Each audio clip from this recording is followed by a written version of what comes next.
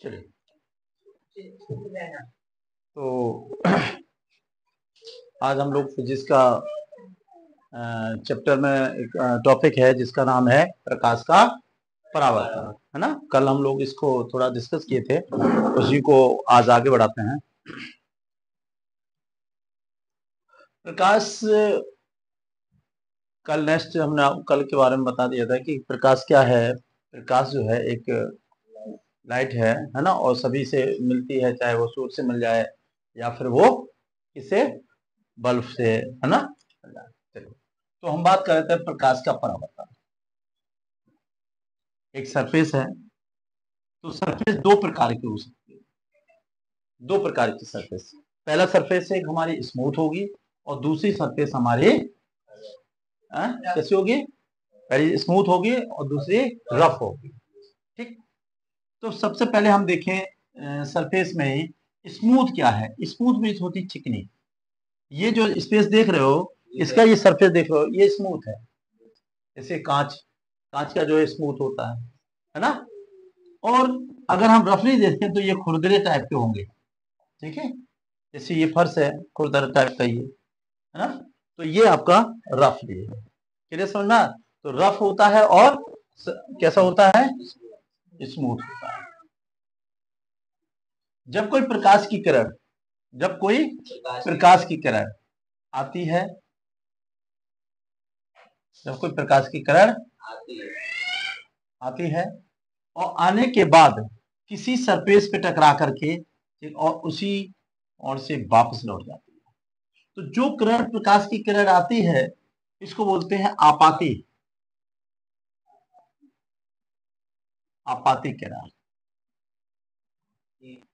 आपाती किरण। Clear?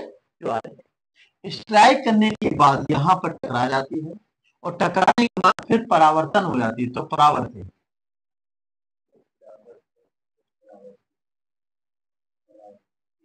परावर्तन, परावर्तित किरण, किरण,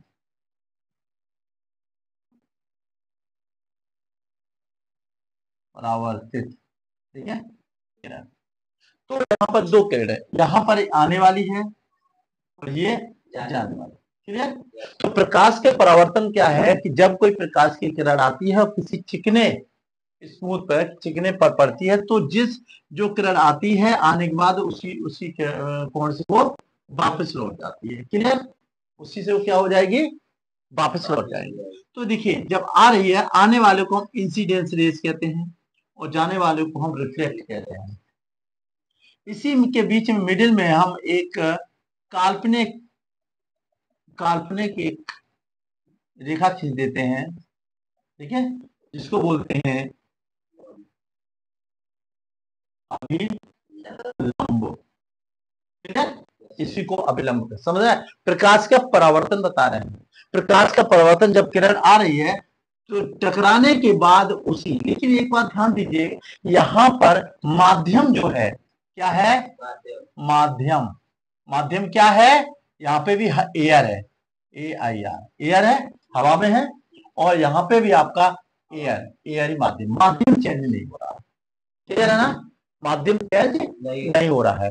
तो यहां से प्रकाश की किरण आ रही है और आने के बाद टकराने के बाद चली जा रही है। क्लियर? जब ये जाने के बाद, तो यहाँ पर जब टकराती है तो इसके बीच का जो कोण बनता है, इंसिडेंस रेज है, इसको इंसिडेंस रेज भी कहते हैं। तो यहाँ पर टकराती है तो इसको इंसिडेंस बार आई, तो इसे कहते हैं आपाती, है ना।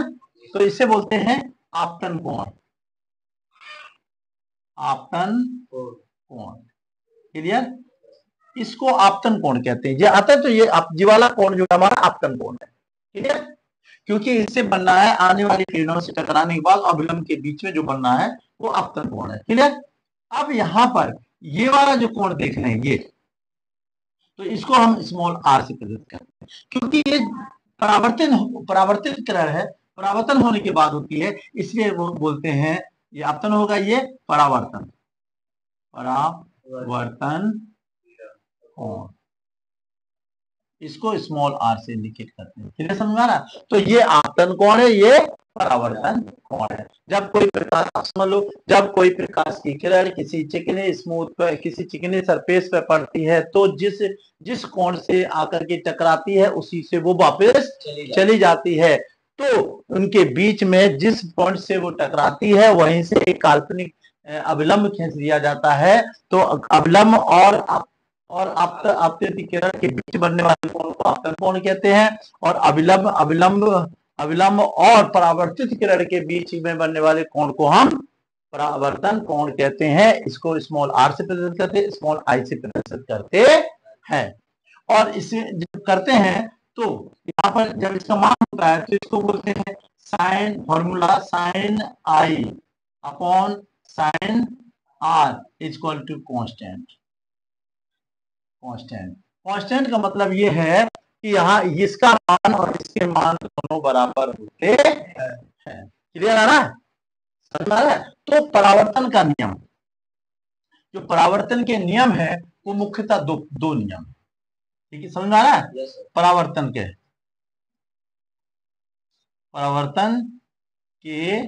नियम, जब हम परावर्तन के नियम की बात करते हैं तो मुख्यतः दो प्रकार के, बेटा उसको टच मत करो, दो प्रकार के होते हैं। नंबर पहला होता है, देखिए पहला क्या है परावर्तन के, हम इसमें गौर से देखें तो हम स्पष्ट नजर आएंगे। नंबर पहला नियम ये आएगा, बेटा यहाँ नहीं पढ़ेंगे आप, तो पहला नियम यहाँ ये आएगा कि ये फर्स्ट, ये आपतन कोण और परावर्तन कोण दोनों बराबर होते हैं। क्लियर? एक तो ये होगा। तो यहाँ पर जो आपतन कोण है, मतलब आपतन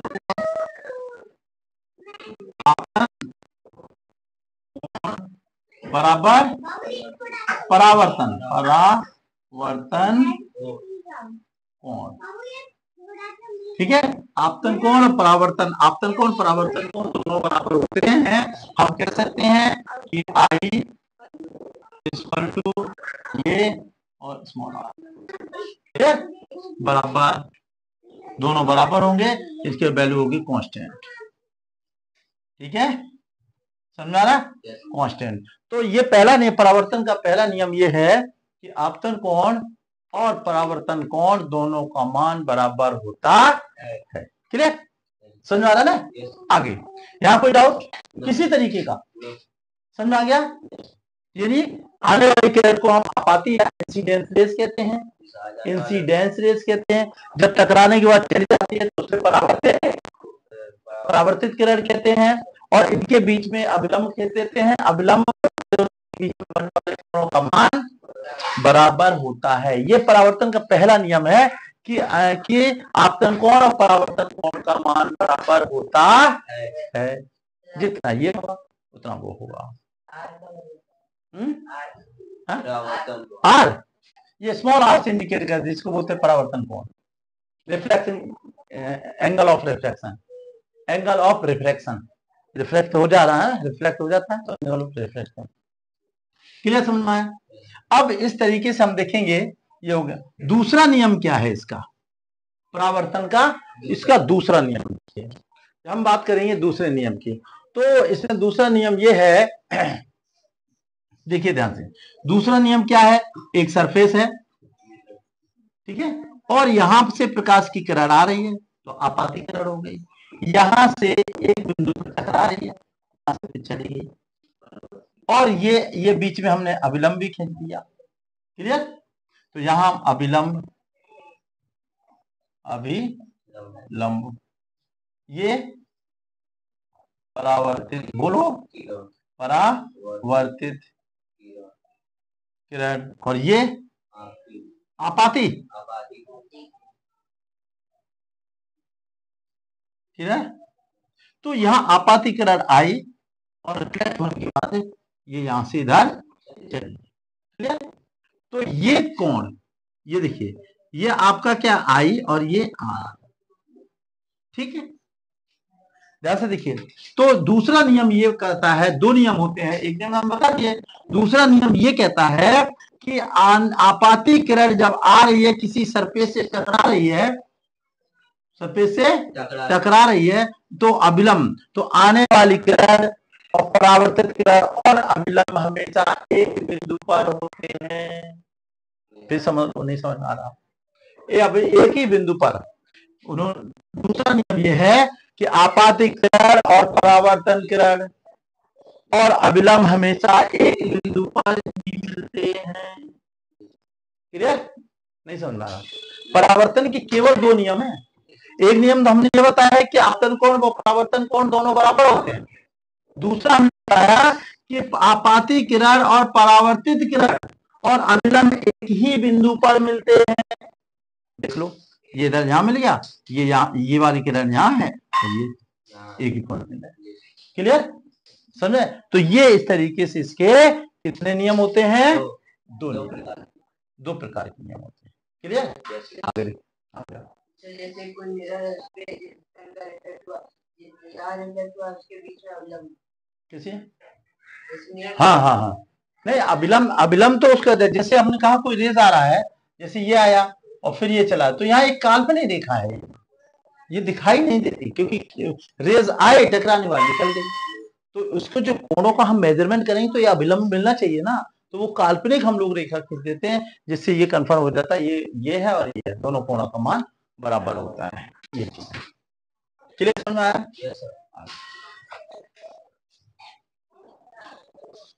अब देखिए, जो समतल दर्पण है, समतल दर्पण आप जान रहे हो? समतल दर्पण जान रहे हो? हाँ, जो आपका चेहरा हम लोग देख लेते हैं, है ना, ये समतल दर्पण है, चेहरा हम लोग देख लेते हैं। ठीक है, तो दर्पण है, मान लीजिए दर्पण देखा आप लोगों ने, ये दर्पण है आकर के, हाँ शीशा समतल है, कहीं ऊंच नीच नहीं है, देखोगे तो ऐसे दिखाई देगा, चौखटा दिखाई दे रहा, लोग सुंदरता अपनी देखते हैं इसी से, है ना, कि हम कितने सुंदर हैं।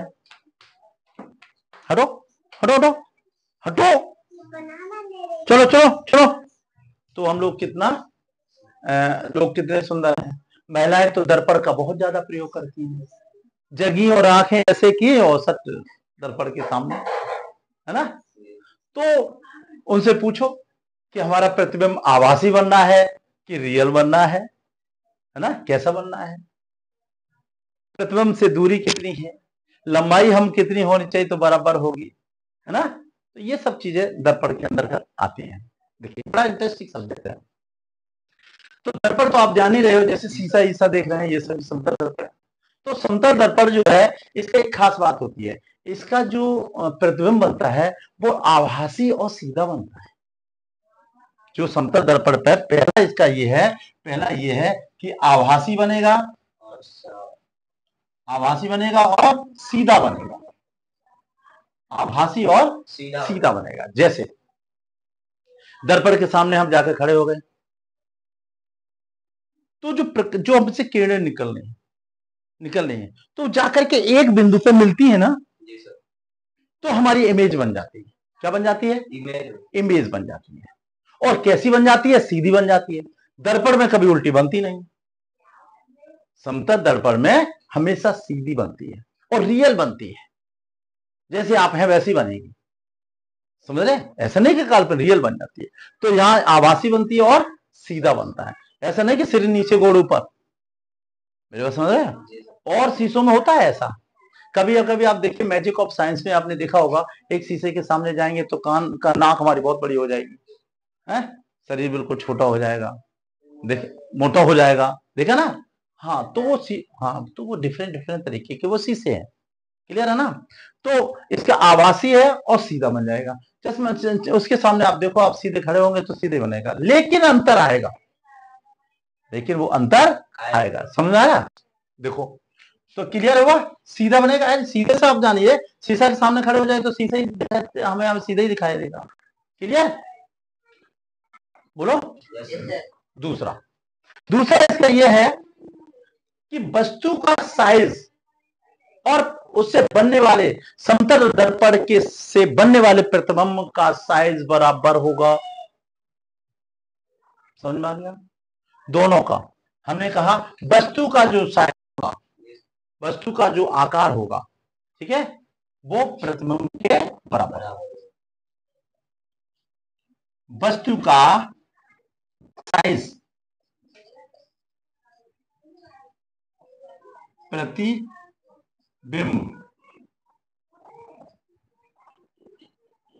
प्रतिबिंब के क्या मतलब समझना, बता देना। अब क्या है, ये आवासी समझ रहे हैं ना, सीधा शीशे के सामने जाओगे तो हम देखेंगे तो सीधा दिखाई देगा, कोई दिक्कत, सीधा हो गया, आवासी होगा, वास्तविक बन गया, जैसे हम पहने वैसे ही बन गया, जैसा हम पहने वैसे ही बन गया आवासी, और सीधा बन गया, वो सीधा ही हो गया। क्लियर समझ आ रहा है? तो नहीं समझ आ रहा? हम शीशे के सामने पहुंचे तो जो हम कपड़े पहने हैं वैसे ही दिख रहे हैं, है ना, यहां दाग है तो यही दिख रहा है, जितने हम सुंदर हैं उतने ही सुंदर दिखाई दे रहे हैं। क्लियर? तो हमारा कैसा है, आभासी और सीधे बन रहे हैं। क्लियर समझ आ रहा? जैसा है। दूसरा हमने कहा था कि वस्तु जो है, वस्तु का साइज और प्रतिबिंब बराबर होता है। हम शीशा के सामने खड़े हो गए, जितने बड़े हमें उतनी बड़ा शीशा दिखाई दे रहा है। क्लियर?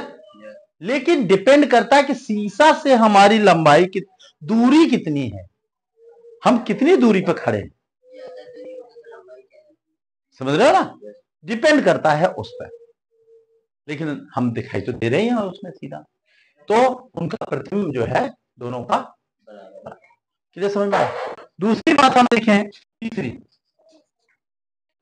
अगर कोई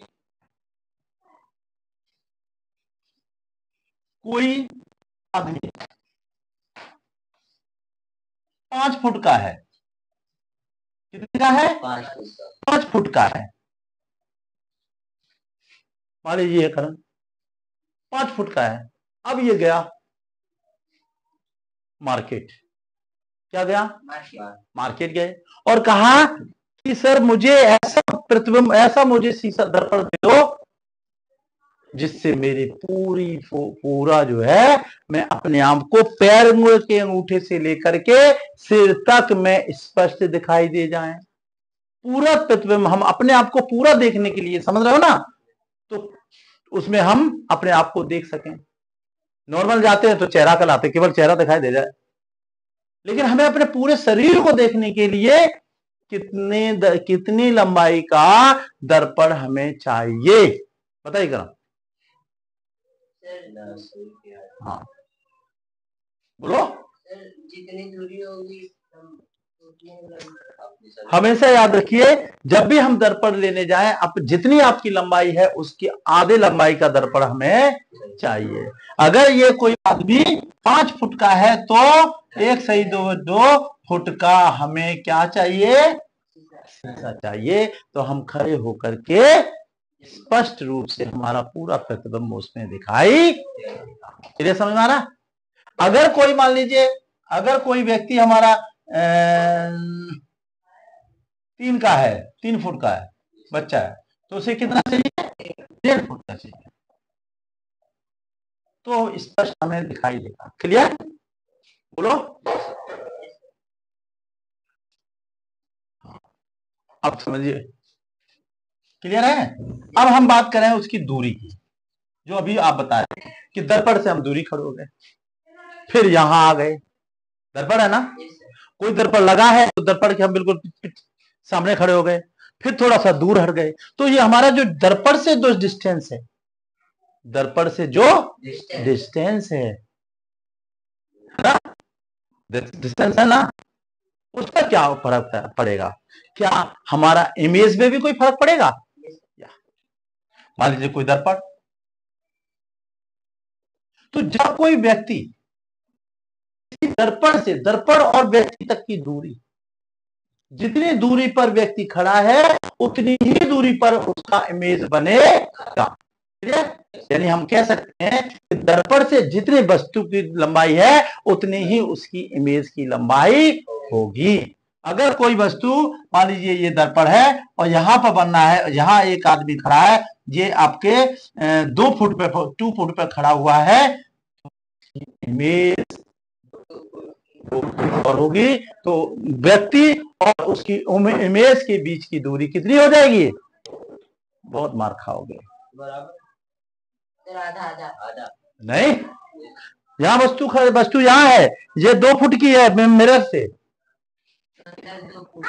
हाँ अंदर 2 फुट की हो जाएगी, यहाँ जो बनेगा तो इमेज बनेगा, तो इमेज और वस्तु के बीच की दूरी 4 फुट हो जाएगी। समझे? तो इसलिए इसकी एफ की दूरी जो होती है तो यहाँ 2f कहलाता। हाँ बेटा, यस। क्या लग रहा है? क्या लग रहा है आपको? कोल्ड लग रहा है? बोले भैया को कोल्ड लग, चलो चलो, हाँ फोन चला, मम्मा से चलवा लो जाओ। हाँ ठीक, समझ में आ रहा है? तो उसकी दूरी जो है कैसी होगी, उसकी दूरी बराबर। क्लियर है?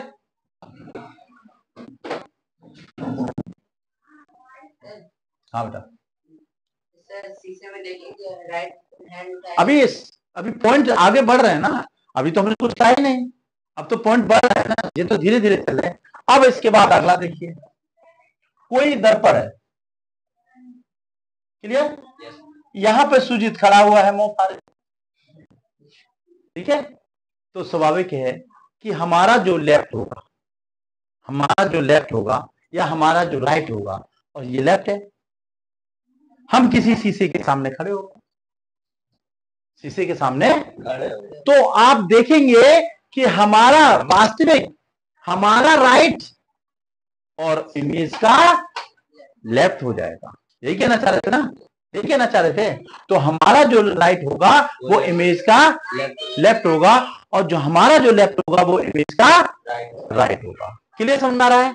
वो राइट होगा। क्यों होगा?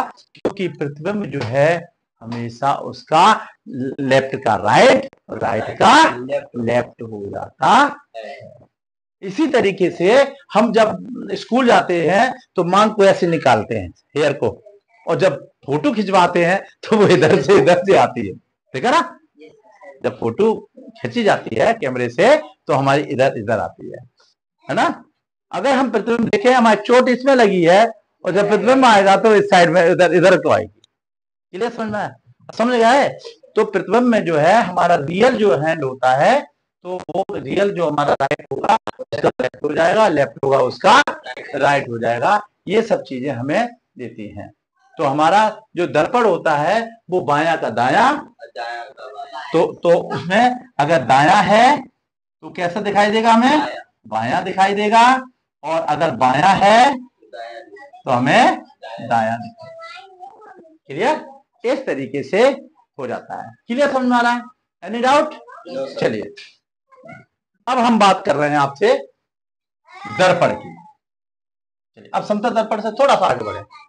अब हम लोग चलते हैं, एक स्पून देखी होगी आपने, स्पून देखी है?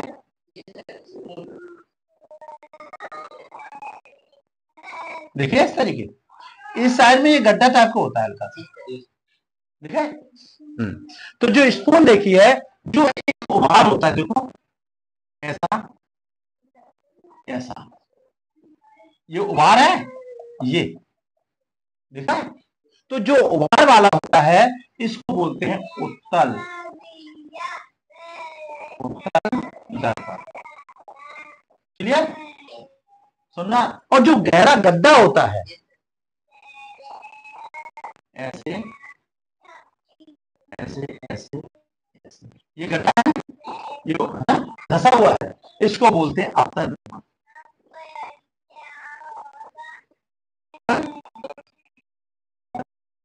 क्लियर? समझ में आ रहा है? नहीं आ रहा समझ में? हाँ, हाँ, जो उभरा हुआ होगा। क्लियर? स्पून में तो ये जो उभरा हुआ है, तो इसे क्या कहलाएगा? उत्तल दर्पण का है। और ये जो अंदर गहरा में अंदर फंसा हुआ होगा वो अवतल दर्पण। क्लियर समझ में आ रहा है? Any doubt? फिर समझ लो दोबारा। कितना मिनट हो गया देखो जाकर उसको, आगे देखो।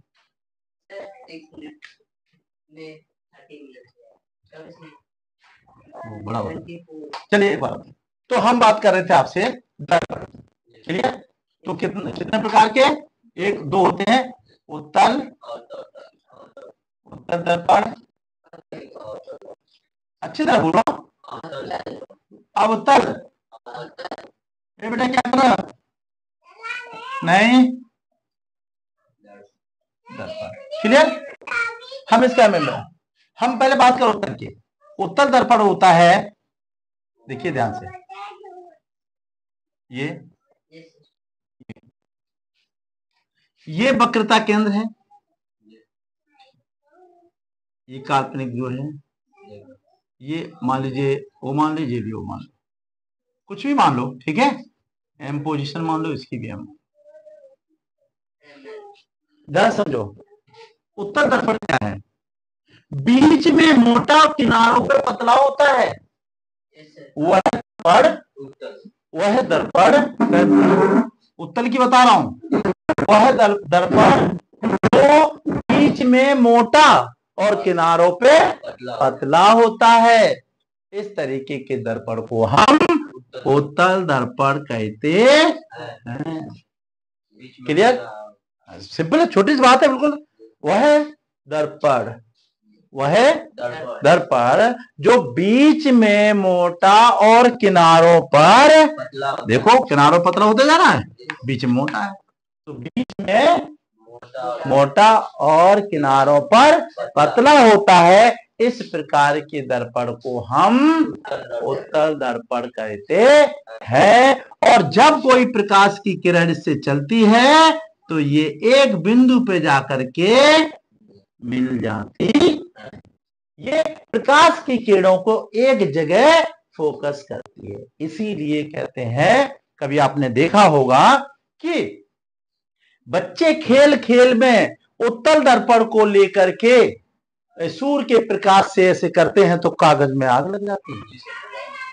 देखियो क्यों? क्योंकि ये जो इस तरीके का जो दर्पण है आपका, और जब प्रकाश की किरणें आप इसे ले जा रहे हो, प्रकाश चले जा रहे, तो ये अपने जाकर के और एक ही बिंदु पर सभी किरणों को एक जगह अपसारित कर देता है, फैलाता नहीं, एक जगह केंद्रित करता है, और यहाँ पर पूरी हीट लगती है, और यहाँ रखा हुआ कागज, यहाँ रखा हुआ टुकड़ा, यहाँ रखा हुआ माचिस की तीलियां, ऑटोमेटिक आग लग जाती है। कहीं पर भी अगर कहीं धोखे से भी आप बच्चे ने दर्पण फेंक दिया और सूर्य का प्रकाश उस पर पड़ा, और कहीं एक जगह किसी घास में या किसी छप्पर पर कहीं पर भी अगर कहीं पॉइंट हो गया तो क्या हो जाएगा? निश्चित आग। गांव शहरों कस्बों में, गांवों में अक्सर आग देखे ना, तो यही कारण होता है। पता लगा दर्पण कहीं रखा है, आग कहीं लग गई जाके, समझ रहे हो? तो ये सब शॉर्ट सर्किट से लगती है, इस तरीके से भी लग जाती है। बोलो। हाँ हाँ लग जाएगी, हेडलाइट वाला, हाँ उससे भी हो जाता है। कुल मिलाए वो दर्पण होना चाहिए, उत्तर दर्पण, उत्तर दर्पण होना चाहिए, समझे? उत्तर दर्पण होना चाहिए। क्लियर समझ आ गया? तो ये प्रकाश की किरणों को एक जगह पॉइंट करता है। क्लियर? आगे अब इसको और डिटेल में बताएंगे। दूसरा हमारा है अवतल दर्पण। अवतल दर्पण देखिए,